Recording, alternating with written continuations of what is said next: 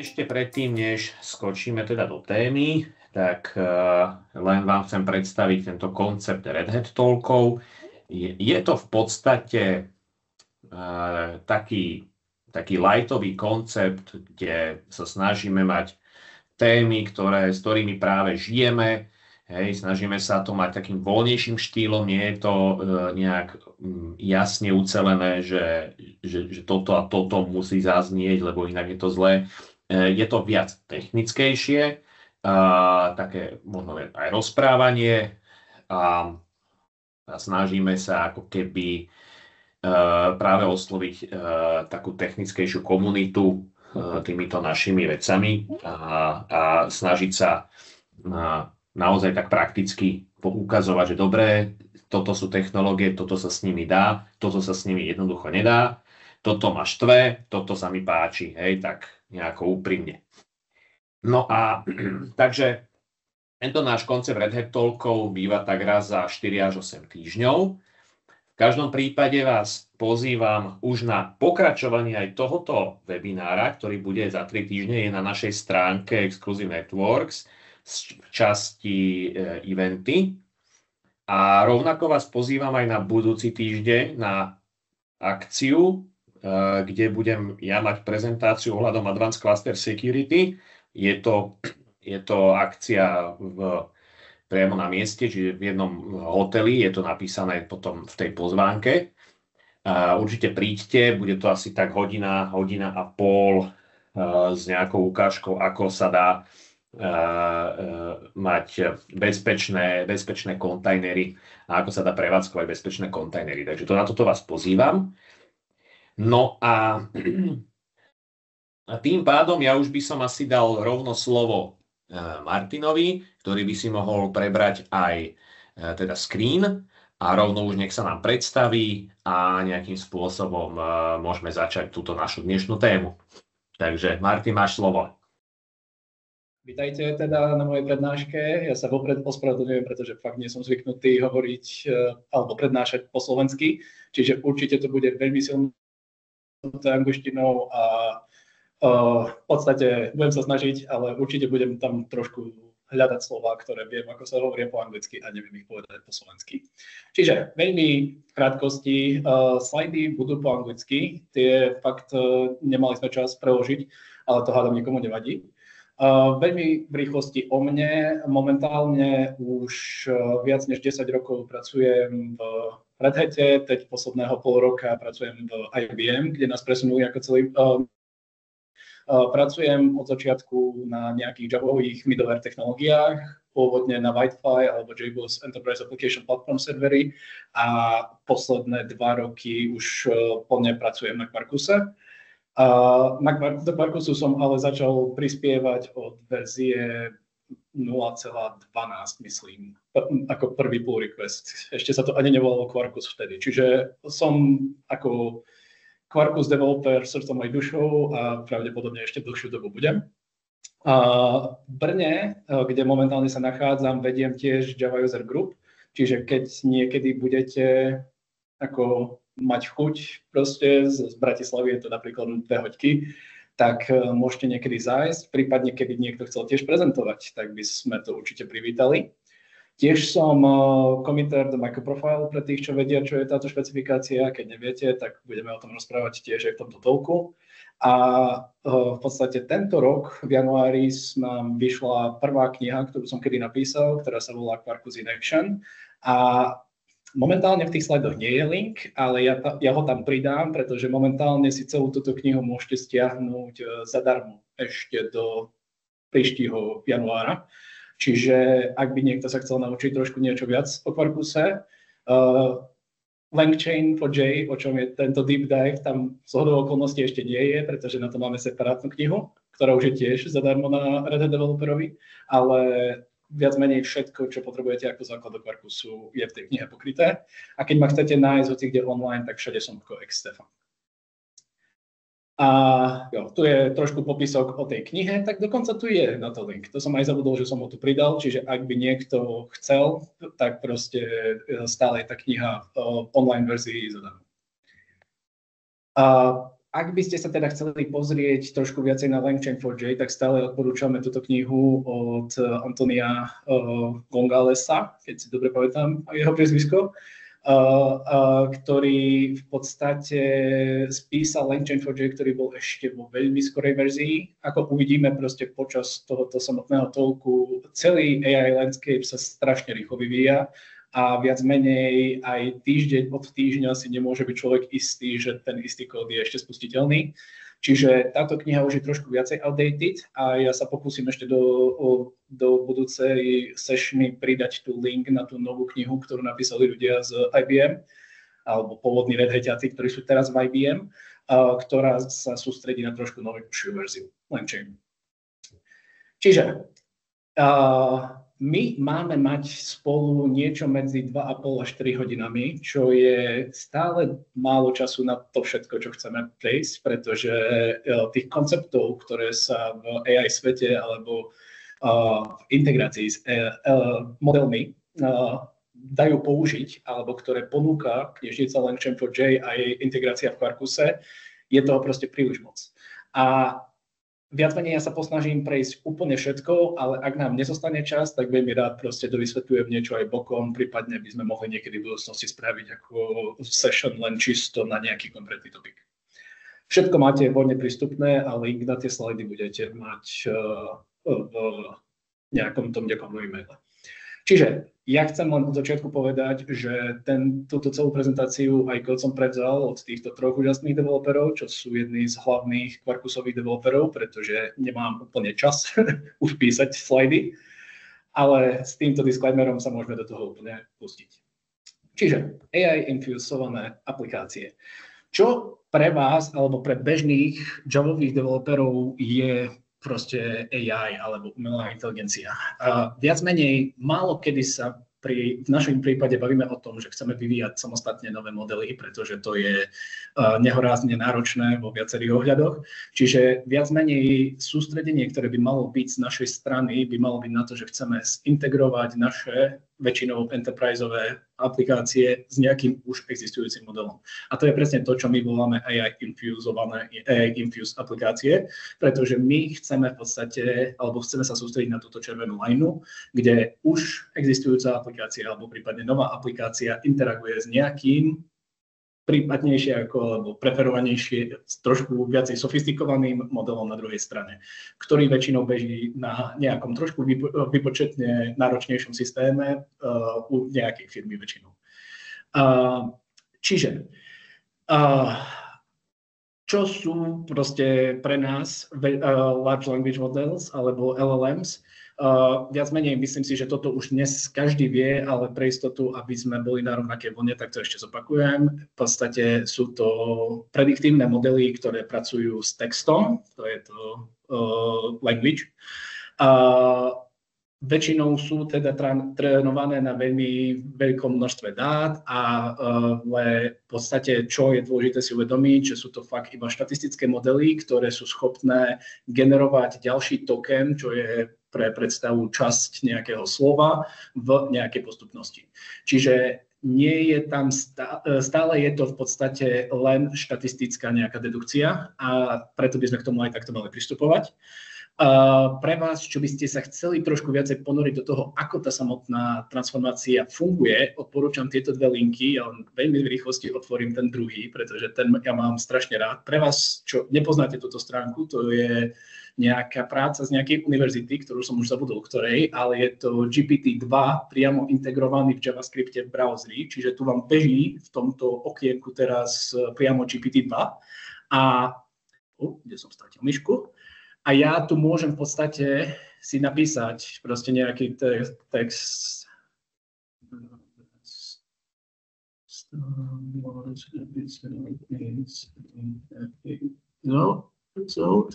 A môžem kliknúť v podstate generate a uvidím, alebo môžem sa preklikať cez komplet celú tú transformáciu toho GPT-2, čo je viac menej. Tie koncepty sú stále rovnaké, len GPT-2 je o mnoho jednoduchší než to, čo dnes robí GPT-5. A tu na druhej strane môžete krásne vidieť, aké ďalší ten token alebo ďalšie to slovo v tej postupnosti mi tu vyskočí. Čiže vidím, že keď zoberiem všetky parametre s tými základnými hodnotami, ktoré tu sú, tak podľa ako GPT-2 najlepšia Star Wars epizóda je epizóda 7. Ale keď pomením nejaké parametry, ako napríklad temperature, pre tých, čo nevedia, čo to je v podstate to, akú kreativitu tomu modelu dávame. Je to číslo väčšinou medzi 0 až 2, ale tento model dovolí nám ísť až do 10. Čiže v podstate mu dávame, keď mu dáme vyššie ku 0, tak mu hovoríme, že musí byť striktne odpovedať proste vždy skoro rovnako.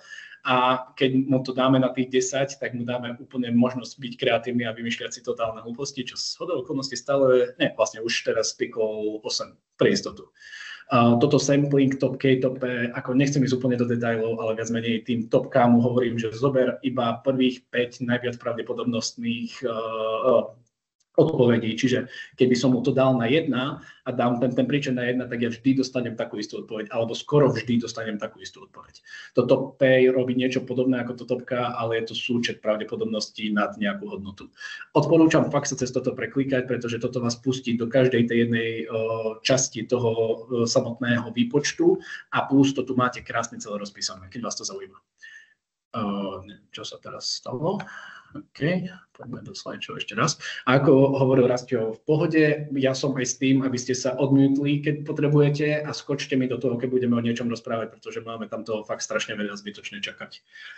Čiže samotné LLM-ka, to myslím, že nemusím proste rozpisovať. Viete, že máte nehorazne dnes veľa možností. Skoro každý, kto má vôbec možnosť trénovať vlastné modely, tak to trénuje. Dôležité je len si uvedomiť, že výpočetne aj len samotný beh toho modelu je niečo, čo je pre bežný laptop bez grafickej karty skoro nemožné, čo z hodou okolností môj laptop je. Čiže ja sa musím spoľahnúť na nejaký model, väčšinou ChatGPT alebo Gemini, pretože na mojom počítači som v podstate schopný pustiť len DeepSeek, lebo mám iba integrovaný Intel grafiku. A keď pustím ten DeepSeek a pritom sa budem snažiť šerovať screen na nejaký online call, tak si myslím, že môj počítač to neprežije. Čiže my budeme používať iba nejaké externé modely. Tie počty tých parametrov, ktoré my dávame do toho modelu, viac menej nám hovorí, koľko tých dát dávame tomu modelu pri tom tréningu a viac menej čím viacej tých parametrov ten model má, alebo na ktorých je trénovaný, tým viacej schopností má robiť, alebo je schopný robiť viacej úloh. Čiže čím väčší počet parametrov môžeme pustiť, tým v podstate lepšie pre nás. Lenže dnes už viete určite, že posledný rok sa popularizuje niečo, čo sa hovorí Agentic AI, kde viac menej spájame niekoľko tých modelov do nejakej logickej postupnosti. A v takom prípade ten samotný processing alebo ten samotný model nemusí byť až tak veľký, pretože my môžeme spraviť špecializované modely, ktoré robia len, ja neviem, proste nejaký dokumentáciu OpenShiftu, povedzme, alebo proste len vedia programovať, alebo vedia len, ja neviem, prekladať do češtiny napríklad, alebo do slovenčiny. Tým pádom ja proste nemusím mať model, ktorý sa trénuje aj so slovenským textom alebo slovenskými parametrami, pretože ja môžem proste prechrúmať to cez niekoľko tých agentov a v podstate, čo mi vyjde vonku, bude po anglicky, ale posledný agent, posledný model v tom chaine to preloží do slovenčiny. Jo, to mám samozrejme na ďalšom slajde, lebo sa predbieham, čiže toto som práve teraz popísal, že môžeme mať menšie modely, ktoré budú špecializované na nejaké konkrétne úlohy. Potom ešte dneska niečo, čo začína byť popularizované, ale ako to už je, ako možnosť využívať to už je nejakú dobu vonku, ale málo kto to reálne používa. By ma aj zaujímalo, koľko ľudí vie o tom, že v GPT chate si viete zapnúť reasoning alebo zdôvodňovanie odpovedí, pretože reálne využitie je stále mierne, ako by som to povedal, ešte sme stále v začiatkoch, pretože vlastne čo ten reasoning robí je, že my dáme tomu modelu možnosť robiť backtracking. On môže v podstate si zdôvodniť hoci čo vygeneruje a byť si naozaj istý, že to, čo vygeneroval, je tá správna odpoveď, alebo prípadne, keď to odôvodnenie mu to kontradiktne, tak to môže pregenerovať znova. Toto väčšinou trvá niekoľko minút, toto je možno aj špatné, pretože úplne je bežné, že niečo také ako aj na bežné otázky, čo nie sú nejak extrémne komplexné, to môže trvať aj cez pol hodiny. Čiže reálne využitie je ešte stále trošku horšie, ale samozrejme tá odpoveď, ktorú vygeneruje eventuálne za tú pol hodinu, je o mnoho lepšia, než hocičo, čo vám nastaví. No, o tomto som už trošku začal a trošku som to začal, že musíme rozdielovať to, že chceme prevádzkovať alebo serviť proste priamo svoj jeden vlastný model, čo je fakt vypočetne náročné a musíme počítať s tým, že to je ďalší peňažný požiadavok, ktorý si dávame na vlastnú firmu, alebo že či sa chceme teda sústrediť na tú integráciu, čo je presne to, čo ja chcem tu ukázať v týchto dvoch sešnoch. Takže v podstate my si musíme uvedomiť, že z AI sme sa rozdelili, alebo celý výpočetný systém sa rozdelil na teraz dve také oblasti, pretože ja si osobne myslím, že data scientist alebo language model, proste developer, nie je to isté ako my, ktorí sme developeri, ktorí sa sústredia na aplikačný kód, na nejaký vývoj konkrétnej aplikácie, ale chcú používať nejaké AI schopnosti nejakého modela. Lenže ten data scientist tiež proste potrebuje robiť lepší model, než už teraz existuje a na to potrebuje nejaké dáta a nejaký feedback. A to je presne ten kruh, ktorý sa nám tu bude krásne točiť, kde my ako tí... S tým by som už rovno začal, že toto je samozrejme koncept, ktorý si uvedomilo strašne veľa ľudí a jedna z najviac popularizovaných integračných knižníc, ktorá sa sústredí na Python a JavaScript, sa volá LangChain, ktorá robí bunch vecí, ktorú proste teraz nebudeme zachádzať do detailov, ale pre nás je dôležité, že my sa budeme sústrediť na projekt, ktorý sa volá LangChain for Java, ktorý robí viac menej to isté ako ten pythoniacký javascriptový LangChain.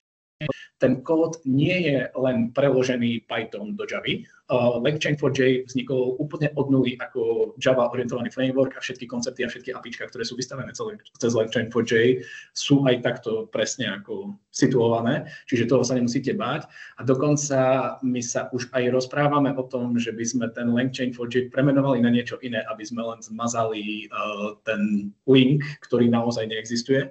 Čiže je možné, že v budúcnosti sa to nebude volať LangChain for J. Tu je to len veľmi silno v rýchlosti popísané. Je to teda toolkit na v podstate používanie alebo vstavanie tých AI-infusnutých jobových aplikácií.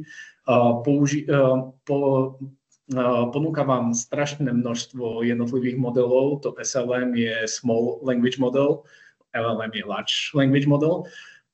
Tiež vám podáva proste možnosti, ako robiť rôzne veci, ktoré sú definované v tom AI landscape, ako napríklad RAG, Retrieval Augmented Generation, ktorý pravdepodobne budeme robiť ďalší session, alebo proste function calling, čo sú tooly, to tiež proste budeme mať v tom deep dive. Ponúka vám abstrakcie, ktoré sú strašne krásne poskladané, aby ste vy nemuseli, alebo aby vám čo najviac zjednodušil tú interakciu s tým modelom, pretože to uvidíme, na aké problémy narazíme. A tiež integruje so veľkom množstvom vector storov a document loaderov, čo sú koncepty, ktoré sa práve používajú pre ten Retrieval Augmented Generation. A tiež už ponúka model context protocol, ktorý už teraz nechcem ako začínať, to budeme mať na to separátny session. Čiže ten LangChain for J môžeme rozdeliť na dve také hlavné časti. To APIčko ponúka vám v podstate strašne low-level prístupy v jednotlivých klasách, ako napríklad, ja neviem, by som tu zobral nejaký dobrý príklad, napríklad prompt, alebo tá pamäť, language models, to je to, čo som hľadal. Ale to reálne využitie týchto ako low-level APIčiek je len vtedy, keď fakt potrebujete granulálny prístup a nejak si upraviť jeden konkrétnu interakciu s tým modelom. Vo valnej väčšine prípadov vám stačí práve tá abstrakcia, ten druhý spôsob používania LangChain for J, ktorý sa volá AI Service. A to je to, na čo sa my budeme sústrediť hlavne. Čiže, aby som to ešte dal do jedného obrázku, čiže náš LangChain for J je inšpirovaný LangChainom, ale ako ja by som už fakt to zobral tak, že už ide fakt svojou vlastnou cestou a niektoré veci, ktoré sú v LangChain for J, ešte stále nie sú doimplementované v LangChain. A čo my budeme ako najviac používať, pretože ten LangChain4j môžete použiť v hociakej aplikácii. To je obyčajná javová knižnica, čiže to je obyčajný javový koncept cez normálne proste javové apička. Ale my sa budeme sústrediť na niečo, čomu sa hovorí Quarkus LangChain4j, čo je súbor niekoľkých desiatok Quarkusových extensionov, rozšírení, ktorý je viac menej pre Quarkus extension je niečo ako Spring Starter pre Spring, kde viac menej my zakapsulujeme celú integráciu knižnice s Quarkus frameworkom do v podstate separátneho jaru. Pre vás, keď budete používať Quarkus, je to preferovaná cesta, ako to používať, pretože cez ten Quarkus extension vy vždy máte prístup aj na tie low-level apička z toho LangChainu, ale ak budete chcieť, a to budeme si všetko ukazovať, mať trošku viacej sofistikované veci ako observability, nejaké retry napríklad, pamäť handling proste manažovaný frameworkom, tak na to potrebujete tak Quarkus extension. Jo, a LangChain samotný, LangChain4j tiež ponúka Spring Boot Starter, ale z toho, čo som videl, nie je moc udržovaný, pretože pre vás, čo viete, alebo sledujete trošku Spring, viete, že Springoví ľudia si vymysleli svoj vlastný AI-infused framework alebo toolkit, ktorý sa volá Spring AI, ktorý je úplne separátna vec od LangChain4j. A úplne separátna vec, ktorá funguje len v Springu. Nikto iný to nesupportí, čiže LangChain4j viac menej začína byť de facto standard, ale existujú aj alternatívy.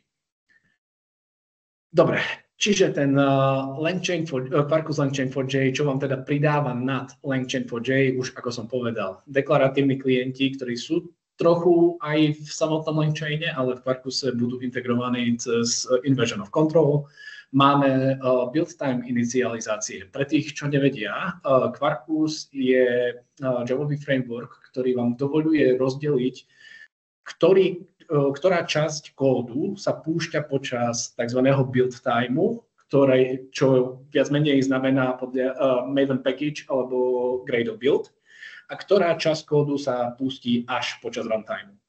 Pre Spring, keď to zoberiem ako najväčší kompetitor, túto možnosť nemáte. Všetok kód, ktorý napíšete, sa pustí až v runtime. A to znamená, že musíte sparsovať všetku konfiguráciu, prejsť všetky klasy, nájsť všetky anotácie, vygenerovať nejaké subklasy, ktoré robia nejaké čarimáry, ktoré potrebuje Spring.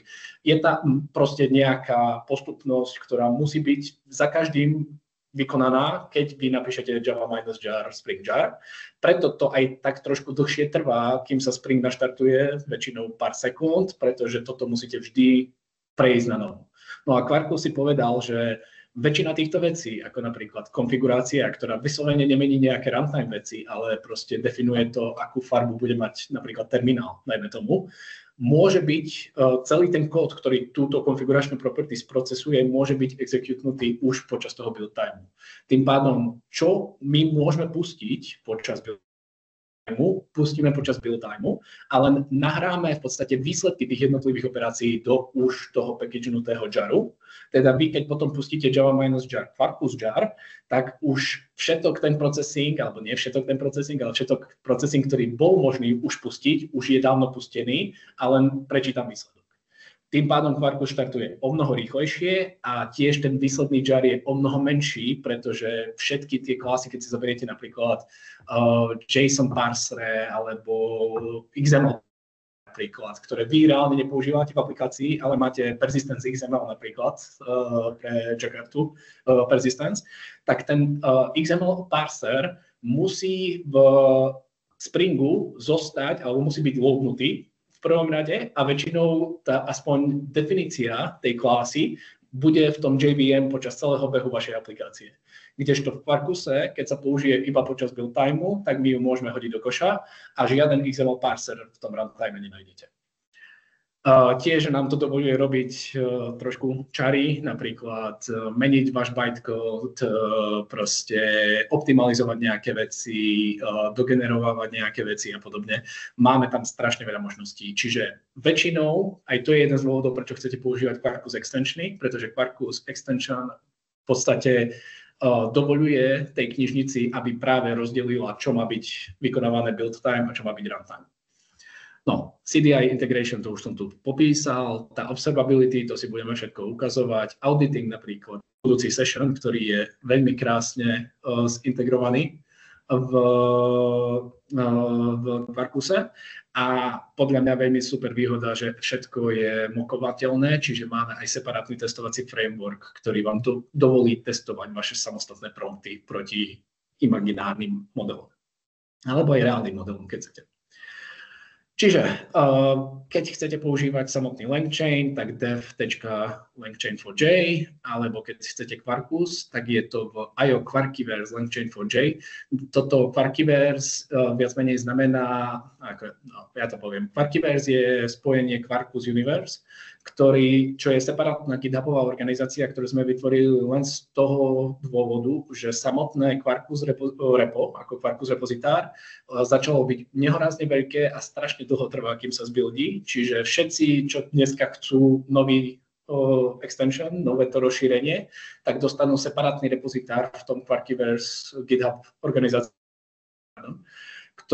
kde v podstate si môžu robiť, čo chcú. A my im v podstate ten repozitár vytvoríme už s existujúcimi GitHub Actions, ktoré automaticky testujú hocičo, čo oni si pušujú do toho repozitára s celou Quarkus platformou. Čiže je to integrované stále s celou Quarkus platformou, len je to v separátnom GitHub repozitári. Preto tu nie je IO Quarkus, ale je tu IO Quarkiverse. No a väčšinou to začína vždy Quarkus pomočka niečo, čiže toto je napríklad integrácia s OpenAI. Dobre. Tak, s tým sa môžeme pustiť konečne do nejakých reálnych konceptov. Predtým, než začnem vysvetľovať tie samostatné modely, ja radšej ukazujem veci na kóde, čiže toto budete mať priamo v tých, niekde vám to bude poslané, čiže všetky tieto exemply budete mať k dispozícii. A my tu môžeme začať hneď s takou sadou nejakých príkladov, nech si vôbec ako oťukneme, čo je možné robiť s tými modelmi. Čiže ja vám tu ukážem na začiatok prvý model, ktorý tu máme, kde vidíte, že v podstate ja celý ten message, ktorý chcem posielať k tomu modelu, mám zadefinovaný len v nejakej anotácii, čo je strašne pohodlné. A potom si v podstate môj servis môžem priamo injektnúť, čo je strašná výhoda.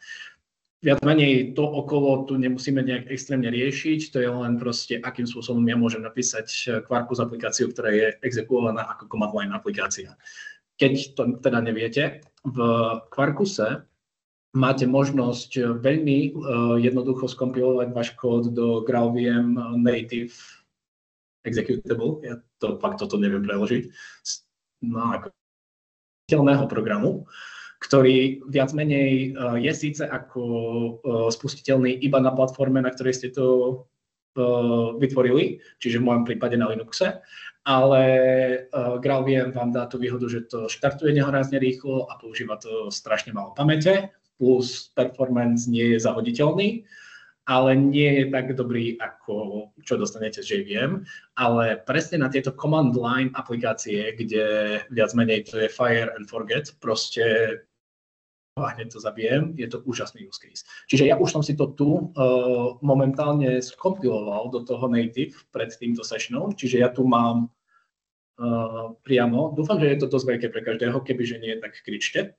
Mám tu tento LangChain Deep Dive Example Summarizer Runner, ktorý vidíte, že má 71 mega a je to priamo spustiteľná aplikácia. Čiže keď to dokážem napísať, runner, a ja to pustím s nejakým argumentom, pretože ja to pustím bez argumentu, že by som vám ukázal, že to je command line aplikácia, ktorá mi krásne povie, že potrebujem nejaké URL, lebo inak sa nepustí. Čiže teraz to môžem pustiť s nejakým reálnym blogom, čo toto je iba sumarizačný servis. Tak krásne môžeme vidieť, aký message je poslaný proste na ten samotný LLM. My sme špecifikovali iba system message, ja to za chvíľu vysvetlím, čo to je. A vidíme ten samotný content, ktorý sme pustili, čo je content toho, obsah toho samotného článku. A tu už máme odpoveď z toho LLM, kde viac menej one sentence summary a neviem, nejaké proste body tam mali byť a tuto je. Čiže nejaké main pointy, ktoré sú v tom článku. Čiže vidíte, že už mám command line aplikáciu, ktorá je krásne spustiteľná a v podstate robí mi sumarizácie nejakých článkov. Druhý example, ktorý chcem ukázať, je už trošku sofistikovanejší, čo je chatbot, ktorý nebudeme prechádzať celý, ale len vám ukážem, ako to vyzerá. Čiže keď ja si tu pustím, ešte pre tých, ktorí nepoznajú Quarkus, Quarkus je najjednoduchšie pustiť cez tzv. Dev mode, čo sa púšťa buď cez Quarkus Dev, čo je integrovaný command line tool, ktorý si môžete nainštalovať, ale ten Quarkus Dev nerobí žiaden magic, on viac menej len pustí Maven Quarkus Dev, presne tento command. Len tá výhoda toho Quarkus CLI je v tom, že on v podstate ponúka všetky komandy, ktoré sú buď v Quarkus Maven plugine, alebo sú poskytované ako Gradle tasky. Ale keď použijete ten Quarkus Dev, ten CLI, tak on automaticky dedikuje, že či beží v Mavene alebo v Gradle a pustí ten správny command na pozadí. Čiže ja som už naučený používať ten Quarkus Dev, pretože proste prepínam príliš často na to, aby som si pamätal, kde je Maven a kde je Gradle. Čiže teraz sa mi pustila aplikácia v tom tzv. Dev móde. Vidíme tu, že Profile Dev Activated a Live Coding Activated. Čo toto znamená je, že tá aplikácia bude automaticky reloadovaná, keď ja budem meniť svoj kód. To si určite ešte ukážeme, pretože to bude na to veľa use caseov. Ale čo ja vám chcem ukázať, že tu na spodku mám, že tento samotný terminál, v ktorom teraz som, je interaktívny. A ja môžem stlačiť H pre help, aby som videl, aké všetky možnosti mám. Veľmi rád by som vám tu ukázal aj všetky tieto veci, ale na to mám aj separátny hodinový talk, kde len cez toto idem. Čiže ja vám chcem ukázať, že ja tu budem robiť teraz trošku magic, že keď stlačím dvojité V, tak ja otvorím hlavnú aplikáciu, hlavný aplikačný endpoint v browseri. Keď stlačím D, tak otvorím tzv. Dev UI, ktoré budeme používať. Čiže ja keď teraz tlačím dvojité V v mojom browseri, tak v tu spodnom dolnom rožku vidíte, že mi 18 zasvietila na červeno. To znamená, že sa mi otvoril automaticky nový browserový window, pretože vie, že používam Chrome, a otvoril localhost 8080, na čom beží moja aplikácia, kde to je? Čo môžeme vidieť niekde, listening on localhost 8080. Čiže toto je len čisto veľmi jednoduchý snapshot, čiže len proste máme ako integrovaného chatbota, proste aspoň vidíte, že ako málo nám toho stačí, aby to bolo relatívne sofistikovaný. Tu používame aj RAG, takže nechcem ísť ešte do detailov, len som vám chcel ukázať, že to proste existuje. Myslím, že tento má aj pamäť, ale nechcem to teraz ešte ísť do detailov. Keď vám ukážem, že by som v tom termináli stlačil to D, tak zase 18 mi zasvieti a to mi otvorí ten Dev UI, ktorý budeme používať proste cez ten deep dive, čiže ešte nejdem do detailov, lenže by ste neboli prekvapení, že sa mi nejak otvárajú čudne taby. Ja to mám proste fakt manuálne cez tieto komandy. Dobrá, posledný example, ktorý ja mám osobne najradšej, je tzv. OCR, čo znamená Open, áno, QD je len môj alias na Quarkus Dev, čiže to len púšťa ten istý command stále na pozadí.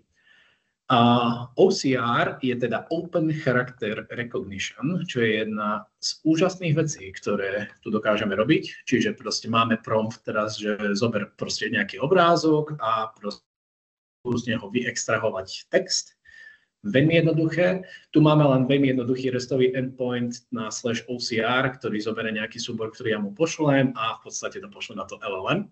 Čiže ja vám ukážem, aký silno sofistikovaný obrázok mám. Dúfam, že to nájdem, pretože si nepamätám, kde som si ho... Nie, post. Čiže to downloads handwriting. Tak to spravím takto. Downloads handwriting JPEG. Čiže toto je môj úžasný rukou napísaný text, ktorý som včera napísal.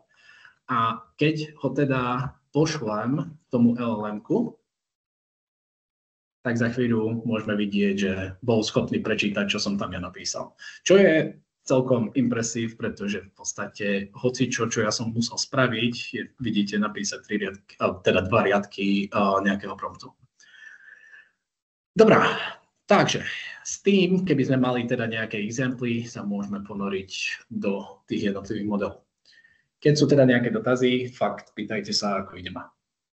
Takže, v LangChaine, teda ako som hovoril, sa sústredíme najviac na large language modely, čo znamená, že my posielame text na model a očakávame text spátky z modelu. A samozrejme, to nie je to jediné, ale valná väčšina proste integrácií s modelmi bude vždy text. A prompt je typicky, to asi nemusíme sa o tom proste baviť, každý už si dneska skúsil ChatGPT alebo niečo podobné, čiže v podstate vy vždy definujete, čo chcete potom modeli, model vygeneruje tú odpoveď cez tie rôzne transformácie, ako som ukazoval. A keď má tú odpoveď ako pripravenú, tak vám ju pošle nazad. Quarkus LangChain4j ale dokáže to zobrať aj ďalej a napríklad len veľmi jednoduchým parametrom alebo v Quarkus LangChaine len veľmi jednoduchým spôsobom, v podstate prepísaním jedného typu, môžete si nastaviť streaming tej odpovede, že vám bude postupne nabehávať, ako nabeháva napríklad ChatGPT. Čiže to vytvorenie toho samotného modelu je relatívne jednoduché. Chat model je základná klasa, ktorú budete musieť použiť. Buď podľa toho, že ak viem, že používam OpenAI, tak tu je OpenAI chat model, alebo bude to niečo podobné. Cez jednoduchý builder jediné, čo je fakt, ako potrebné nastaviť, je ten API key, ktorý samozrejme, keď chcete interagovať s modelom, musíte mať. Potom si môžem nastaviť nejaký model, ktorý proste je ako už nie je nutné ho vyslovene napísať, ale môžete. Myslím si, že toto mám tiež v kóde už, čiže keď si tu otvoríme nejaký prompt napríklad, tak môžeme vidieť, ako sa to vyskladá. Pre tých, čo toto nepoznajú, tak to je tzv. Projekt, ktorý sa volá JBank, je tu, čo je viac menej skriptovací javový framework, nie je to framework, ale je to v podstate možnosť, ako dynamicky len cez tieto komentáre vytvoriť nejakú spustiteľnú aplikáciu a všetky tieto jary sa proste dosťahujú a všetko sa to dá na jeden classpath. Nemusíme ísť do detailov, je to úžasný projekt, keď ako potrebujete písať takéto skripty, ktoré majú aj nejaké dependencie, lebo samozrejme od, ja neviem, JDK 18, myslím, 17-18 nejak tak, už môžeme napísať ako Java prompt.java a on nám to naozaj pustí ten kód, ale ak máme nejaké externé dependencie, tak to nie je úplne jednoduché. Čiže ten JBank to ťahá ešte o level ďalej a dovoluje vám napísať /deps a nejakú dependenciu. Čiže potom ja v mojom termináli môžem v podstate ísť do chat models prompts a napísať JBank prompt Java, a ono si to dotiahne na pozadí všetky tie jary. Idem spátky odpoveď proste zo OpenAI, pretože ja som mu nastavil v podstate môj kľúč z environment property a používam tu GPT 4.0. Keď si pozrieme, ako to môže vyzerať s Quarkusom, že by ste videli, že to môže byť trošku komplexnejšie, nemyslím, že to musím púšťať, pretože to proste budeme tam mať proste v tých exemploch až. Chcel som ukázať ešte ten streaming, ako vyzerá s čistým LangChainom, len že by sme mali predstavu. Takže vidíme, že viac menej ten chat model je teraz streaming chat model. To je jediný rozdiel, ale inak vidíme, že tie isté parametre úplne nastavujem ako predtým. A potom, keď zavolám chat, tak ja tu musím dať takýto streaming chat response handler, ktorý má priamo on partial response, čo sa má stať, on complete response, on error. Nič také fancy, toto si môžeme pustiť, nech to vidíme, jak to pekne vyskakuje, takže keď dám streaming, tak by sme to mali teraz vidieť, jak to postupne, ako tie jednotlivé slová sú posielané z toho modelu, ako prichádzajú, tak my ich postupne vypisujeme do terminálu a na konci vypíšeme potom úplne všetko v podstate. V tom complete tady vypíšeme potom celý ten text až potom dokopy. Jeden ešte príklad, ktorý tu máme s tým, čo všetko si tam môžete nastaviť naviac, takže ako vidíte napríklad ten temperature, čo sme sa o tom rozprávali v tom GPT-2, logging, definitívne aj ten top K, top P. Jediné, na čo si treba dať pozor, že nie všetky modely podporujú všetky tieto, ono sa to volá hyperparametre, čiže ak používate nejak viacero modelov, tak je nutné si vytvárať tie chat modely pre jednotlivé modely, s ktorými interagujete. Dobre, a vyskúšame si to pustiť. Ja som popravde zvedavý, že čo sa stane, keď temperature Java, keď tam je teda temperature 1.0, čo vidíme tu v tom lognutom responsi, tak dostaneme naozaj nejakých 5 nejakých jednoduchých termov, alebo 5 words that developers hate to hear the most.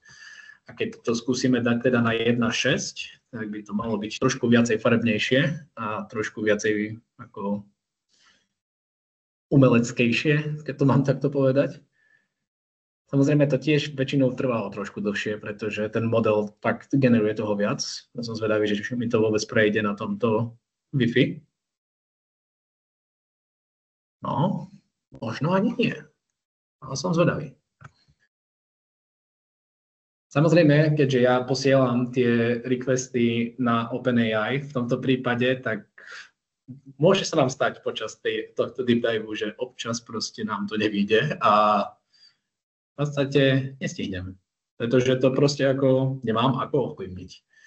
A nešťastie lepší počítač mi ešte nedali. Dobre. Uvidíme, či sa toto generuje, kým budem pokračovať ďalej v slajdoch. Dúfam, že som sa unmutal. Musím si zapnúť. Ja, unmutal som sa. Potom, Martin, máme v čete otázku.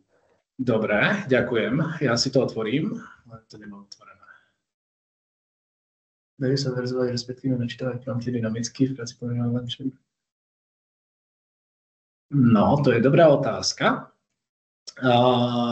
Tie samotné prompty minimálne v Quarkuse sú hardcodnuté v tých anotáciách, čiže si nemyslím, že máme zabuildované riešenie na verzovanie promptov, ale popravde si myslím, že to by bola pekná feature, ktorú by sme mohli pridať. Čiže ďakujem spíš za nápad a definitívne sa na to skúsim pozrieť. Nemyslím si, že je to momentálne možné. A díky Raste, že si mi povedal, že tam je otázka. Dobre, toto všetko uvidíme, čiže môžeme pokračovať. Ešte sa vám pozriem, či stále ešte nemáme odpoveď na tú temperature 1.6. To je zaujímavé.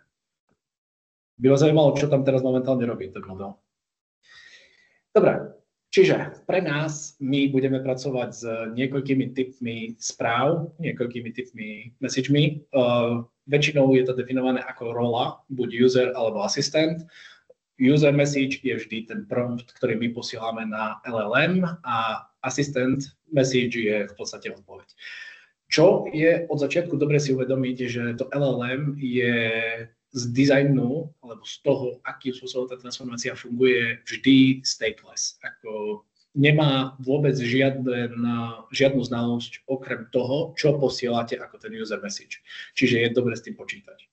Potom samozrejme, keďže už toto vieme, že tam teda nie je žiadna pamäť, tak môžeme definovať nejaké ďalšie role alebo nejaké špeciálne typy tých messageov a jedna z dôležitejších je tzv. System message, ktorý má vyššiu prioritu a je vždy prvý v poli tých messageov, ktoré my posielame na ten model, ktorý udáva tzv. Kontext toho, čo ten model má robiť, akým spôsobom sa má chovať. Čiže proste si sales assistant pre, neviem, car proste rental alebo niečo podobné, alebo si proste predávač v metal shope alebo niečo podobné. A v samotnom LangChaine to je potom veľmi jednoducho rozlišiteľné cez dve rôzne klasy, čiže ja buď vytvorím system message alebo vytvorím user message a potom, keď volám tú chat metódu, tak ten systém posielam ako prvý a za tým posielam jednotlivý list user messageov, keď v tomto prípade posielam iba jednu, ale môže ich tam byť niekoľko. Myslím si, že to mám tiež. Ja, tak to sa možno fakt nedočkáme. To si myslím, že mám tu tiež v príkladoch. Áno. Čiže tu na to vidíme proste priamo v kóde, akým spôsobom sa to dá proste dokopy. Čiže môžeme to asi aj vyskúšať, pretože tohto si myslím, že sa nedočkáme. Takže môžeme vyskúšať dva chain messages. Myslím, že to som, áno, messages. A nie, to som špatne. 1, 2. Takže pustím si to teda v dev móde. Už som spomenul, že keď tu mám ten Quarkus main a extendujem alebo implementujem Quarkus application, tak to je akým spôsobom ja definujem Quarkus command line aplikáciu. Quarkus vám dovolí hlavne kvôli tomu veľmi ľahkej k tej kompilácie do toho native, pretože to som zabudol povedať, keď používate iba Quarkus extensiony, tak Quarkus garantuje, že do native sa dá skompilovať len s tým, že pridáte -p native alebo -d native. To je ako požiadavka na tú extension. Extension developer musí toto zaistiť. Čiže viac menej je strašne jednoduché vytvárať, toto tu nemá byť, tie command line aplikácie alebo serverless aplikácie, preto veľmi často uvidíme aj v týchto príkladoch toto Quarkus main a Quarkus application. Čo je ale pekné, stále keď tú aplikáciu pustím v dev móde cez ten Quarkus dev, tak ja síce viem, že to je command line aplikácia, to by sme tu aj možno niekde našli, ale nechce sa mi to hľadať, ale ten samotný prompt tu dole sa mi trošku zmenil, pretože vidíme, že ja môžem stlačiť teraz space, aby som reštartol tú command line aplikáciu. Čiže ja teraz môžem proste dynamicky meniť, čo tá aplikácia robí. A keď by som tu niečo zmenil, povedzme, že ja poviem, že som Martin a poviem, že should be using Java language and use names, Slovak names, tak skúsme, že keď to teraz reštartnem,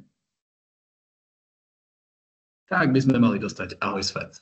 Čiže to je to, čo som chcel popísať, že je ten dev mode, že automaticky sa mi tá aplikácia reloadne, recompilne na pozadí a stále to beží v jednom JVM.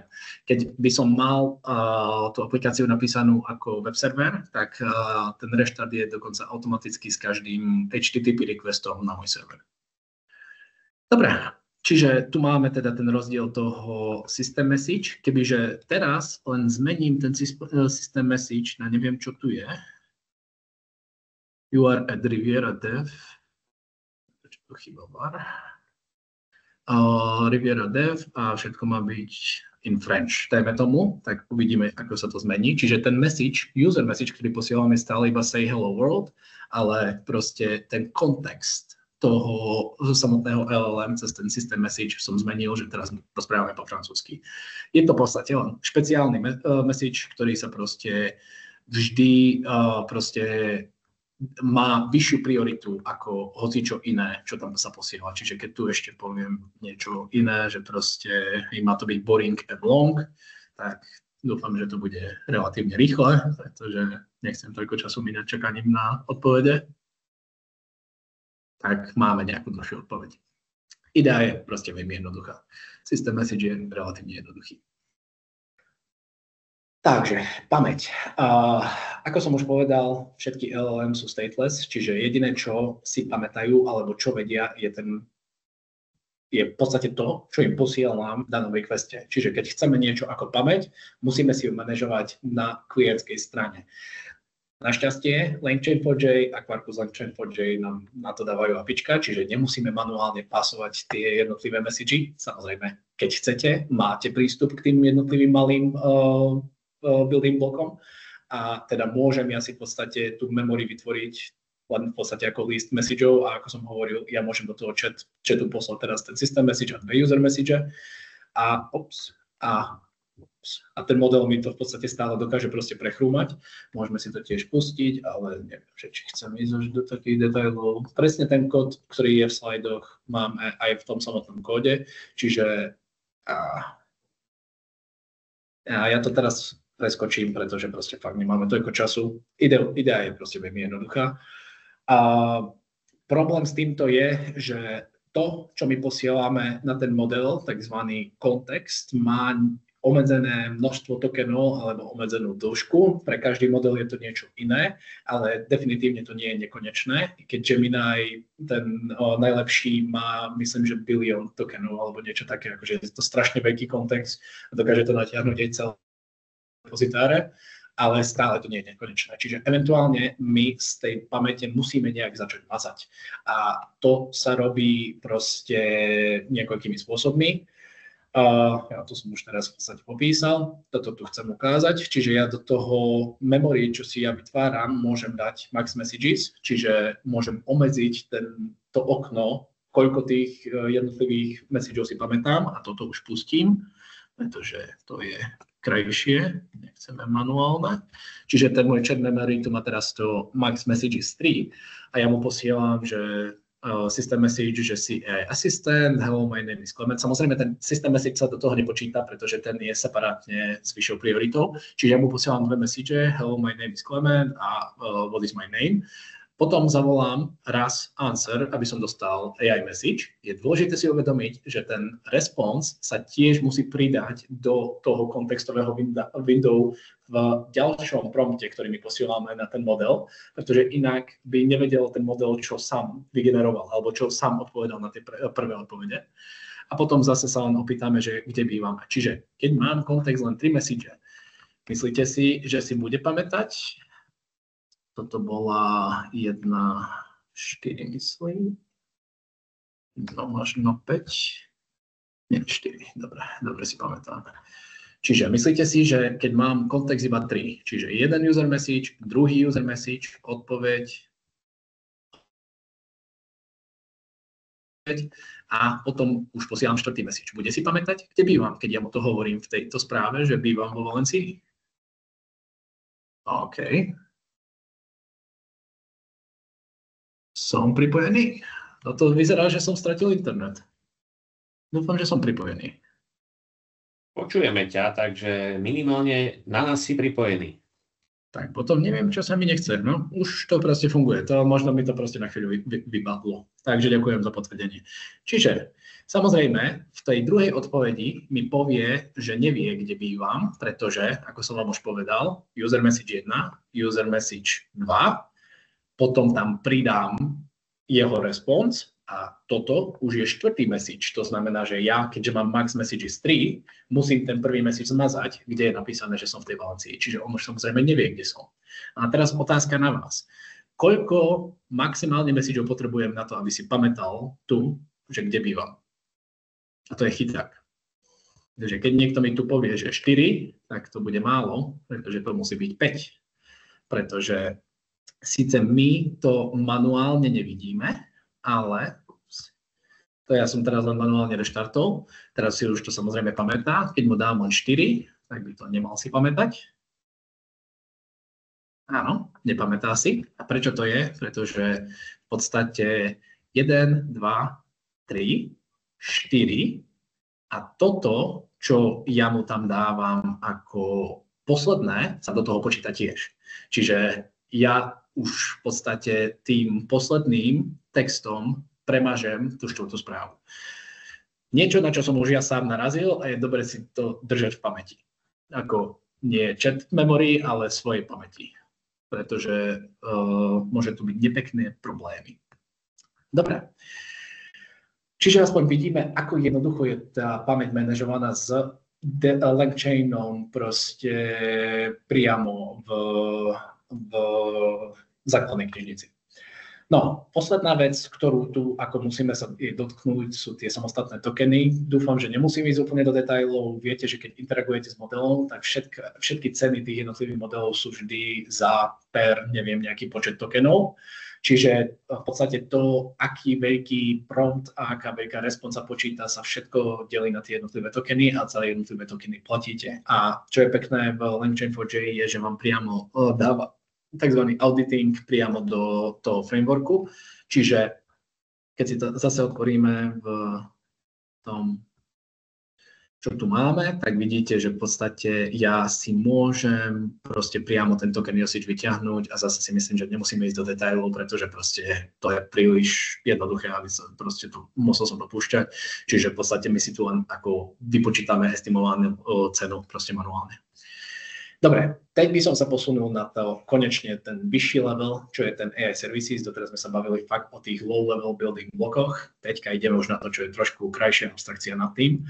Čiže to AI service je viac menej deklaratívny model, kde my si vytvoríme asistanta alebo nejakého v podstate interakciu s tým modelom zakapsulujeme do nejakého interfejsu a ten interfejs dáme LangChain4j k tomu, aby v podstate veľmi jednoducho vygeneroval nejakú implementáciu, ktorá všetky tieto veci, čo sme doteraz robili manuálne, spraví proste na pozadí.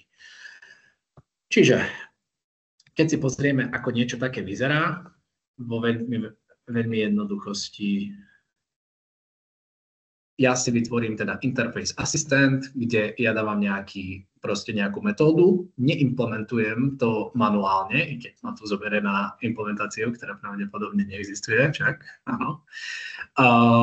Pretože tú implementáciu vytvorí LangChain dynamicky na pozadí a dovolí mi potom zavolať AI Services Create s mojou klasou a samozrejme s mojím modelom, ktorý už ja tu trošku zneužívam Quarkus na pozadí a injektujem si tu cez CDI, ale inak by ste si ten model museli vytvoriť manuálne, ako sme to robili na pozadí a viac menej je to potom to isté. Zas nemyslím si, že je jednotné to púšťať, tu je len pointa toho, že máme teraz tú abstrakciu cez ten interface.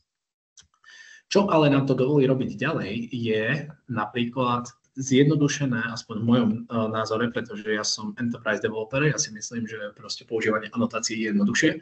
Čiže v podstate všetko, čo teraz interagujeme, alebo čo sme manuálne museli vytvárať cez separátne objekty, robíme cez anotácie. Čiže keď chcem system message, add system message a viac menej je to hotové.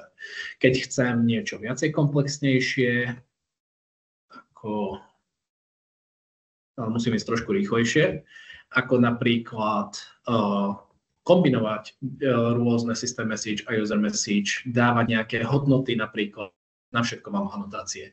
Nemusíme ísť proste do detailov, len proste tu už krásne vidíte, že ten LangChain4j automaticky vám dovoľuje napríklad injektovať nejaké parametre, pretože ja túto metódu zavolám niekde, tu, s parametrami devox a French, tak len cez túto add v a viac menej cez tieto dvojité zátvorky si viem jednotlivé hodnoty dynamicky injektnúť do toho samotného promptu. Čiže je to trošku už enterprise a určite príjemnejšie na používanie, čo máme presne tu. Čiže ja si môžem len v podstate adv definovať a priamo to použiť hoci kde v tom mojom samotnom prompte. Čiže samozrejme, keď ja to skúsil by som pustiť napríklad trojku, nech to nie je len také, že to len ukazujem. Takže už sme v dvojke a trojke, takže keď si to pustím, toto je ešte stále Quarkus main, takže to sa automaticky pustí na pozadí. Takže tuto je, čiže vidíme, že ten pojem sa mi pustil po francúzsky, ale keď si tu dodám Slovak a reštartnem, pretože je to command line aplikácia, tak to máme. Tak to nemáme, pretože to nedokáže OpenAI dať úplne krásne. Ako toto je fakt zaujímavé, že potom posledné dve riadky sú po slovensky, ale prvé sú dve po anglicky. Asi ma počúval. Dobre, čiže toto nie je nič ťažké, v podstate dáva vám túto možnosť. Tá chat memory napríklad, museli manuálne proste pridávať, tak sa dá úplne krásne vopchať do toho builderu, ktorý sa stáva, lebo v podstate my sme volili AI Services Create, ale vy môžete si aj vybrať, vytvoriť ten builder a pomeniť si tam jednotlivé parametry. No a keďže my sa budeme sústrediť na Quarkus, ja to rovno zoberiem o krok ďalej a ukážem ešte, akým spôsobom tie AI services sú ešte ďalej abstrahované v Quarkuse. Čiže čo my chceme ako enterprise developeri robiť, je väčšinou veľmi silno podobné. Chceme napísať aplikáciu, ktorá integruje s databázou, integruje s nejakým servisom, ako Kafka, Redis alebo niečo podobné. Integruje teda aj s nejakým large language modelom.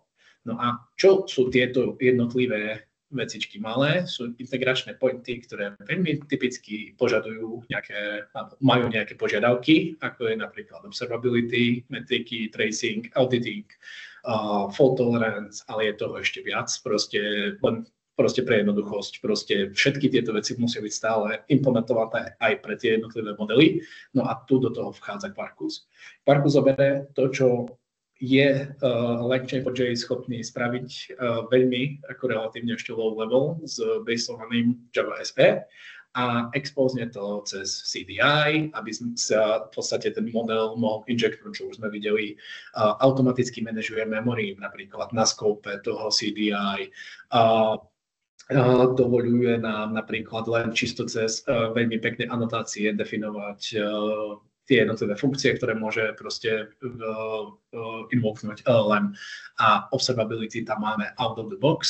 Jediné, čo musíme urobiť, je pridať extension, ktorý prináša processing observability do našej aplikácie. Čiže RAK budeme mať samostatný, ktorý je ešte o niečo zjednodušený v Quarkuse, ale to budeme mať na ďalšom sessione. Čiže, ako som už povedal, viac menej náš asistent vyzerá úplne rovnako ako predtým. Jediná zmena je, že musíme pridať tento add register AI service, čo ho zaregistruje s Quarkusom ako AI service a automaticky to definuje ako injektovateľnú CDI beanu. Čiže out of the box to má request scope, to znamená pre jeden fire response. Keď potom chcem to niekde použiť, úplne jednoduchý inject, to bude fungovať úplne takisto rovnako ako hociaký iné CDI. Jediné, na čo si treba dávať pozor, lebo ja to ukážem, pretože mierny problém, ktorý my máme, ja už som tu v Quarkus AI Services, v command line aplikácii iba je, že táto run metóda, ktorá beží v tom Quarkus main, je v podstate obyčajná metóda. Čiže Quarkus nám ponúka túto utility metódu, ktorá sa volá Activate Request Context, ktorá v podstate naštartuje request context pred metódou a ukončí ho po metóde, aby nám zjednodušil prácu s command lineom a CDI, ale napríklad, keď budete písať web server, tak request context je samozrejme automaticky spustený pre každú HTTP metódu, ktorá je invoknutá vo vašej aplikácii. Čiže toto je povinné viac menej len v tých command line aplikáciách alebo niekde, kde nie je CDI. Out of the box.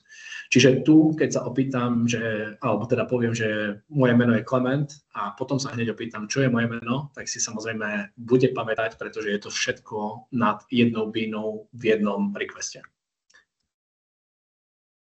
Áno, to mám tu už samozrejme na ďalšom slajde, čiže defaultne je to request, samozrejme v CDI máme aj application scope, kde potom vytvoríme len jednu inštanciu pre celý beh aplikácie. Tam už ale teda narážame na to, že keď je pamäť pre celú aplikáciu spoločná cez ten application scope, tak je dobré rozlišovať jednotlivých užívateľov, ktorí interagujú s našim modelom. Čiže na to tu máme to add memory ID, ktoré nám v podstate robí mapu na pozadí pre ID na nejaké pamäť tých messageov.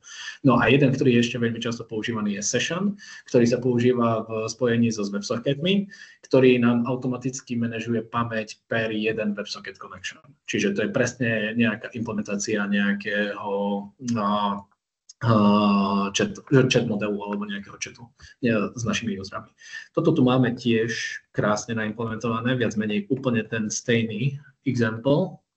V tom AI Services mám úplne to isté, čiže mám short assistant, long assistant, čo je application scope a session scope, čo je conversational scope.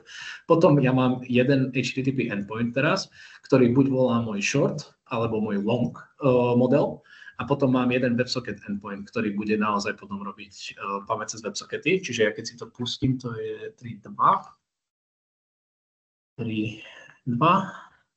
Takže keď ja si pustím túto aplikáciu zase v tom móde, pretože to je najjednoduchšie, pretože to nemusím kompilovať celé a potom to púšťať a plus to môžem meniť, tak teraz by som mal byť schopný zavolať short a opýtať, alebo teda povedať, že moje meno je Martin.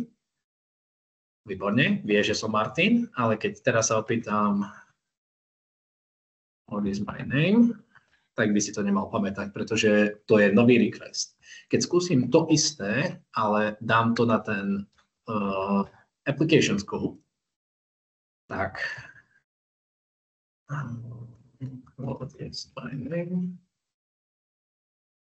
tak by si to už mal pamätať, pretože keď sa na to pozrieme, tak ja tu hardcodujem aj 223, čiže tam mám iba jednu pamäť.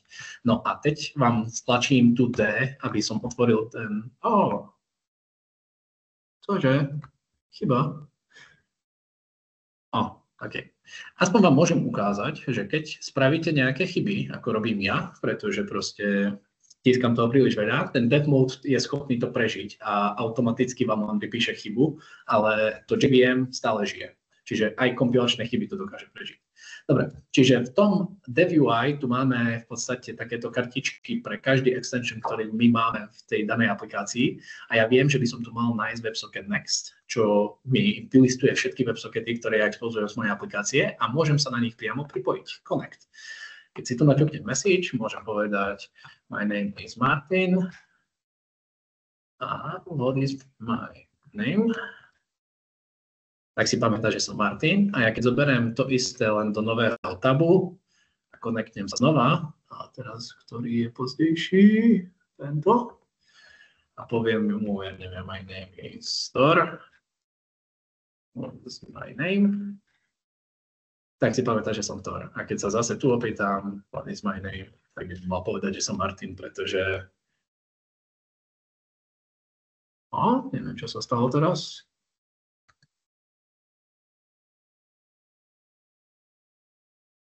Dobre, nejak mi to teraz proste samozrejme seklo, pretože live demo, ale ako chápete, proste je to separátny WebSocket. Dobre, tak, myslím si, že dneska toho stihneme, koľko máme času. No, nezačali trošku pozdie, takže uvidíme, či si obrázky necháme na budúce, alebo že či to ešte dám dneska. Dobre, čiže to by bolo, ako je manažovaná pamäť, teďka je teda mapovaná na tie jednotlivé skopy, ktoré sú definované CDI skopami. Tiež ale máte možnosť špecifikovať si samostatného memory providera, keď vám toto nestačí a tým pádom si proste manuálne manažovať to memory ID alebo persistovať si tie jednotlivé v podstate jednotlivé prompty a responsy do nejakej databáze, keď máte na to nejaký requirement. To môžem asi ukázať, pretože toto je celkom pekný example. Čiže ja tu napríklad si implementujem Redis Memory Store cez ten chat Memory Store a vidíte, že v podstate ja tu maximálne len v podstate posielam veci priamo do toho Redisu cez nejaké memory ID, ktoré mi priamo posiela ten AI asistent. Čiže môj AI asistent vyzerá úplne stejne, ako keby som nepoužíval žiaden memory score, ale v tom endpointe viac menej definované. Kde sa toto používa? Nepoužíva sa. Čiže potom je to automaticky piknuté, len preto, že to implementuje ten chat memory store, tak automaticky môj asistent použije ten memory store, ktorý je jediný na ClassPath. Ten kódek nie je taký dôležitý. Čiže potom tu, keď ja posielam to ID, už sa automaticky používa môj asistent na pozadí. No ako je. Myslím si, že to môžem vymazať, ako budete mi veriť, že potom by som vedel vypísať tie jednotlivé správy z Redisu priamo, pretože všetko sa mi persistuje na pozadí. Len fakt, ako musím ísť trošku rýchlejšie.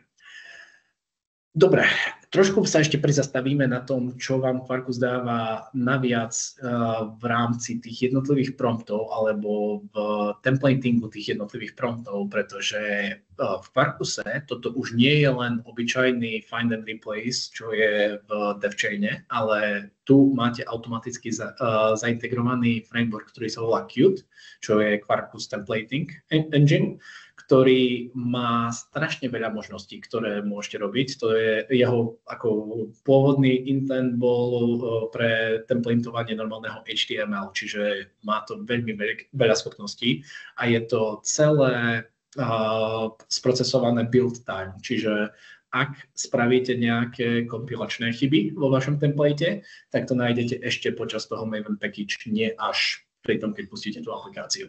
Čiže potom môžeme robiť takéto trošku viacej fancy veci, ako napríklad integrovať cez všetky chat message, ktoré my dáme do nejakého parametru. Zase, nemusíme ísť do detailov, Qt by bol zase prednáška sám o sebe, fakt veľa možností, čo vám to dá proste robiť s tými jednotlivými proste templatami. Observabilita. Viac menej tu ani nemám čo povedať, pretože hociaký LangChain extension, ktorý nájdete v tom Quarkiverse, je plne integrovaný s Quarkus Telemetry, čo je ďalší extension, ktorý len rieši telemetriu. A viac menej všetko, čo musíte spraviť, aby ste mali telemetriu vašej interakcie s modelom, je pridať extensiony, ktoré sú schopné to sprocesovať. Čiže ja, keď to sa pokúsim nájsť, ktorý to je, čiže toto bude Parameters Observability. Ja vám tu môžem ukázať, že celý môj asistent je viac menej taký istý ako predtým, len tu už používame trošku komplexnejšie veci, ktoré som preskočil niekde v slajdoch, takže na to sa ospravedlňujem.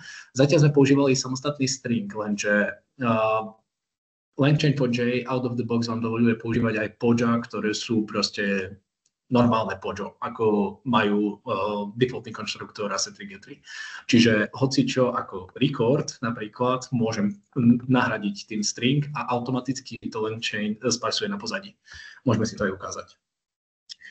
Čiže toto nie je tak dôležité, to nastavuje mapper, ale čo je dôležité, že tu nám volám ESC a nerobím nič iné. Jediná zmena oproti mojim predchádzajúcim servisom je, že niekde tu by som mal nájsť LangChain OpenAI, tiež Quarkus OpenTelemetry a Micrometer OpenTelemetry. Čiže ja keď teraz pustím tento trik 5, čiže pôjdeme do 5, pustím to v dev mode, tak to chvíľu potrvá, pretože ešte okrem týchto telemetry vecí, tu mám toto Observability Dev Services LGTM.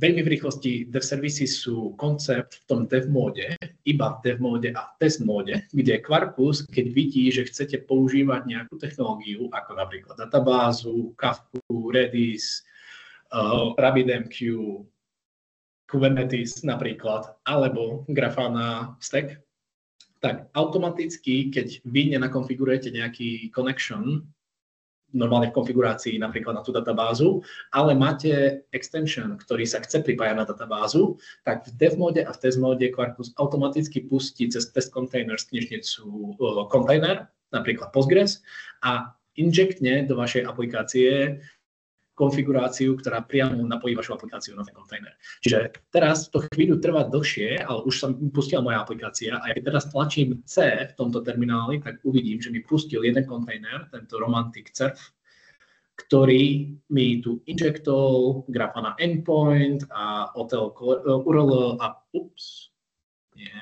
a podobné veci. A ja keď si tu dám Docker PS v druhom termináli, tak by som tu mal presne tento istý kontajner, nejaký Romantic, neviem, kde to je napísané, Romantic Cerf naštartovaný. Čiže vidíte, že Quarkus mi na pozadí pustil naozaj nejaký kontajner a moju aplikáciu nastavil. Potom tu mi vyskočí samozrejme nová kartička, ktorou sa môžem dostať na nejaký Grafana URL. Prečo to používam cez to Dev UI je preto, že ten port je samozrejme nejaký randomizovaný, čiže ja to neviem z hlavy, na čom tá Grafana beží. No, len potom, keď to bude fungovať, tak už automaticky tu napríklad ten dev service pripraví nejaké dashboardy, alebo čo ja chcem ukázať, pretože toto je už NBA player, pamätám sa, musím pozrieť. Áno, toto už je NBA player, čiže ja keď túto aplikáciu skúsim trošku zavolať, toto nie je dôležité, to je len proste, na pozadí nám to vracia nejaké informácie o posledných tímoch, kde hrajú nejakí NBA hráči, ale tu vám chcem ukázať, že keď tam máme teda nejaké custom typy, ako ten question alebo entry, čo ten LangChain v podstate urobí, je len v podstate to, že hoci čo vy máte ako váš prompt, tak za to v podstate pridá to you must answer strictly in the following JSON format a viac menej to je len vaše pojo rozpísané. Čiže tam nie je nič, proste žiadne čary, všetko musí byť, pretože zase ten LLM je stateless, takže všetko musí byť napísané v tom kontente. Čiže samozrejme môže sa niekedy stať, že ten model neodpovie, typicky keď ten temperature je vyšší, ale väčšinou toto funguje celkom pekne a keď to náhodou sa to pokazí alebo ten model sa rozhodne odpovedať špatne, tak na to sa pozrieme v budúci session, akým spôsobom sa to dá riešiť. Dobre, čiže ja teraz by som tu už mal vidieť nejaké aj requesty v mojom dashboarde, ale čo vám chcem ukázať, že automaticky, teraz to neviem nájsť, keď je to takto veľké, tu sa môžem napríklad prekliknúť na tempo, čo je v tom LGTM stacku, to T v tom je tempo, a tu už by som mal vidieť moje 3 requesty, takže keď sa do toho ťuknem a trošku to zväčším, tak tu už vidíme krásne rozparsovaný náš samotný request. Tu napríklad vidím ten samotný call na to GPT-4o a keď si tu roztiahnem napríklad tie span attributes, tak tu už napríklad automaticky to OpenTelemetry mi tu dá aj napríklad ten auditing toho estimated costu, čo je podľa mňa strašne úžasné. Dobrá. Vícemenej kvôli časovým veciam si myslím, že toto stačí. Viac menej potom ten celý observability stack je konfigurovateľný cez obyčajný config model v Quarkuse, čiže to všetko by ste si dohľadali. No a posledná vec, keď chcete teda manuálny auditing z rôznych dôvodov, v Quarkus LangChain4j je to v podstate celé riešené zase cez CDI. Pre tých, čo nevedia, čo je to Observers, alebo observes CDI, viac menej úplne nezáleží na tom, ako sa volá klasa, ako sa volá metóda. Jediné, čo je dôležité, je, že by mal parameter, ktorý je observes a berie nejaký konkrétny event. Nemusíme ísť do detailov. Dôležité pre vás je vedieť, že všetko, čo v podstate je interakcia s tým modelom, produkuje nejaký CDI event. Čiže do hocičoho z toho sa viete húknuť. Ja len chcem veľmi v rýchlosti ešte ukázať, už ako pravdepodobne poslednú vec, a nie, ešte jednu tam máme, že v LangChain4j to teda vyzerá takto, že mám add observes nejaký AI service error event alebo completed event, AI service started event, ale aj v plain LangChaine sa to dá spraviť, len teraz neviem, kde to bude mať, tu service auditing, ale v plain LangChaine to vyzerá o mnoho škarečie, pretože na všetky tie observery musíte implementovať samostatnú klasu, ktorá má len jednu metódu onEvent. Čiže viac menej toto bude to isté. AI service started listener, response received a podobne, error received, completed listener. Ale vidíte, že na všetko potrebujem separátnu klasu, ktorú potom musím manuálne registrovať takýmto spôsobom. Čiže v Quarkuse je to strašne krásne zaintegrované do toho CDI modelu. Dobrá. A posledná vec, obrázky si už asi necháme na budúce, pretože nám dochádza čas, tak je fault tolerance, ktorý len jeden extension, Quarkus Smallrye Fault Tolerance. Smallrye je projekt, ktorý implementuje Microprofile Fault Tolerance, čo je jedna z tých špecifikácií Microprofile, ktorá vám dáva v podstate len sadu anotácií, ktoré môžete dať na hociakú CDI metódu, čo samozrejme v našom prípade náš model, keď má register AI service, tiež je. A mám tu napríklad retry, mám tu fallback, mám tu nejaký rate limit, timeout a podobne. Čiže môžete sa s tým hrať strašne krásne, ako zase nebudem mať čas to všetko ukázať, ale len veľmi v rýchlosti, aby ste mi verili, že ten AI Assistant naozaj tu má v podstate tieto anotácie, len ten samotný example, ktorý budete mať v tom repozitári, nebude úplne fungovať s týmto fallbackom, pretože fallback metóda, ale ja to opravím pravdepodobne v tom repozitári ešte do budúcej sešne, potrebuje nejakú konkrétnu implementačnú klasu a keďže je to v interfejse, tak to musíme trošku prepísať na tzv. Fallback. Ja to pustím, že by som nekecal, ale to už bude posledná vec, čo ukážem. OK. 7, takže pustíme si to v dev móde. Ja len vám chcem ukázať, ináč tá funkcionalita je úplne tá istá, čiže zase proste na nejaký posledné týmy, kde hral NBA nejaký hráč. Čiže teďka, keď tam mám tie retrye a podobne, tak ten servis mi za každým odpovie, pretože v podstate nemá ako failnúť. Čiže ja tu na rokom zmením timeout na 1 milisekundu. Napíšem milis. Zase, pretože je to dev mode a teraz je to HTTP server na pozadí, tak ja nemusím nijak reštartovať tú aplikáciu manuálne, všetko sa mi reštartuje na pozadí, ale presne tu dostaneme teraz tú chybu, že nemôžem invoknúť túto fallback metódu, pretože to je interface. Takže ja to len veľmi rýchlo prepíšem na class fallback NBA Performance fallback handler, a to bolo entry. A mohol by si implementovať metódu, ďakujem. Ja tam skopírujem presne to isté. A tu v tom fallbacku ja len napíšem fallback MBA class. A teďka, keď teda mi to vytimeoutuje dvakrát, lebo mám tam dve retry, tak dúfam, že sa použije ten môj fallback a mám tam proste plne resilient proste servis. Len s tým, že tam dopíšem banču anotácií. A small font tolerance vám dá ešte viac vecí, čiže zas je to proste o tom len si proste načítať, aké sú možnosti. A v budúcu session si ukážeme ešte jeden proste koncept, ktorý je trošku nad tým, ktorý sa volá guardrails, ktorý vám dokáže aj repromptnúť ten model znova s tým istým promptom, alebo ho repromptnúť s nejak upraveným promptom podľa toho, čo odpovedal v tej prvej odpovedi. Dobre. Keďže už nám fakt dochádza čas, ja by som si obrázky a rak už nechal na budúce, pretože proste už nám dochádza čas. Dobre. A je tam jedna otázka zatiaľ, ale pozbudzujem aj ostatných, že ako ty, Martin, vnímáš AI v rámci toho kódovania, to znamená v rámci akože programovania, napríklad Cloud Code, ktorý generuje časti kódu a pod. Používaš také nástroje? A potom tu je taká otázka, že a dokážu takéto nástroje nahradiť profesionálnych vývojárov? Samozrejme, toto je veľmi dobrá otázka. Osobne používam to veľmi z časti, pretože popravde na veci, ktoré to dokáže zrýchliť, ja nemám úplne use case, pretože ja väčšinou riešim problémy a na to neexistuje dokumentácia, nie je na to štandardizované riešenie, väčšinou človek potrebuje sa dostať príliš hlboko do toho kódu, takže na moje use case to úplne nesedí, ale snažím sa s tým hrať proste, keď mám nejakú chvíľu, ale na bežné vývoje ako restových interfejsov, ale aj tých command line apiek alebo niečo podobného, myslím si, že to má fakt potenciál, aby to minimálne zrýchlilo prácu bežného vývojára.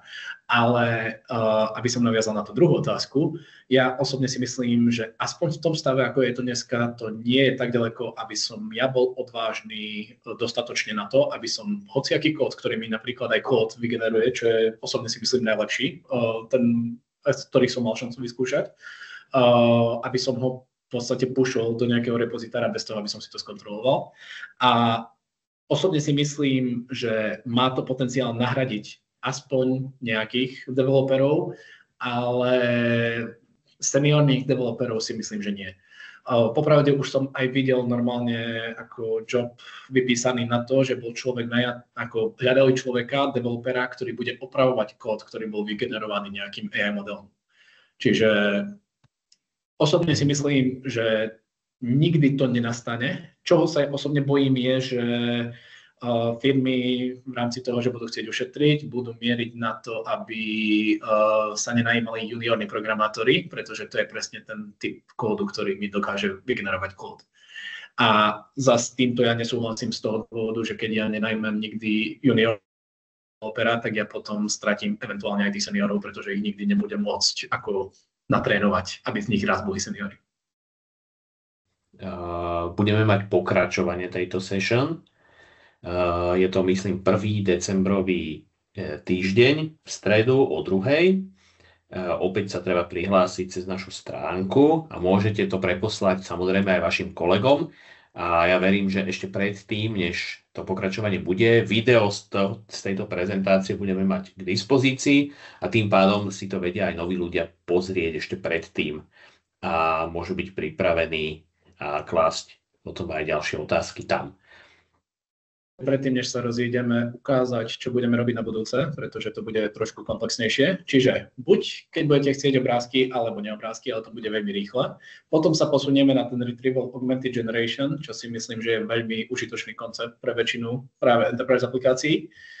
Určite function calling a tools, čo je v podstate možnosť, akým spôsobom vy dáte nejaký kód, ktorý LLM môže zavolať vo vašej aplikácii. Z toho potom model context protocol, ktorý zoberie tento kontext a len ho vyhodí proste na to, aby ste mohli volať aj kód v nejakej inej aplikácii, väčšinou javascriptovej. tie guardraily, ktoré som už spomenul, ktoré vám dovolujú proste buď verifikovať, auditovať, alebo aj opravovať odpovede, ktoré sa vracajú z modela a nakoniec testing. Čiže len som chcel ukázať, na čo by som sa chcel pozrieť v tej decembrovej sešne. Díky, Dastro. Ja by som tým pádom dnešnú sešnu ukončil. Martin, ďakujeme veľmi pekne. Bolo to naozaj super. Teším sa na to ďalšie stretnutie a verím, že aj nejaké ďalšie ešte potom. Takže vidíme sa, dúfam, o tie 3 týždne a pripomínam, že o týždeň máme on-site stretnutie na tému bezpečnosť kontajnerov, takže treba sa prihlásiť cez našu stránku opäť. Takže sa s vami lúčim a prajem ešte pekný zvyšok stredy a zvyšok týždňa. Ahojte.